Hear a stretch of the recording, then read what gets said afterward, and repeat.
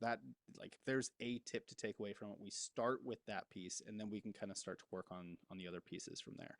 Um, I think, understanding the business that you're in is another big piece of it. You don't traditionally see, let's say, service-based businesses or things with longer sales cycles is probably a good example here. You don't tend to, not always, but you don't tend to see those kind of scale or, explode into the market as much as maybe a CPG brand or some other retail e-commerce type of a business.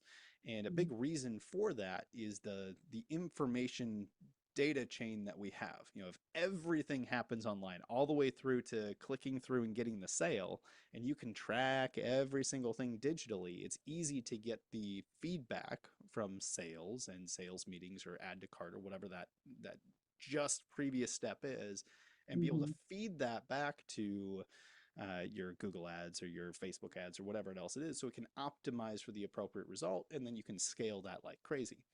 When you start looking at longer sales cycles, you look at things that have primarily offline sales conversions.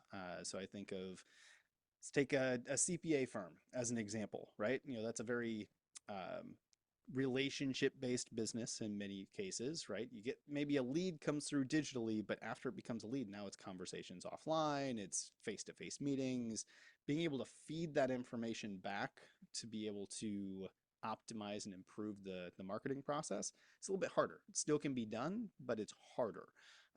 So that's where you kind of see that disconnect of, you don't traditionally see, a CPA firm that's all of a sudden just scaling at, crazy levels unless they're doing it through acquisition. Mhm. Rolling up a whole bunch of different firms that already have a little bit of established numbers and things like that, but being able to bring it all into a centralized place where, again, you're managing the numbers within the business to be able to optimize and increase the areas that will have the highest return on investment. Hmm. That also makes a lot of sense too, especially looking at what is your brand, kind of brings it back. Like, what is your brand? What do you see your brand growing to?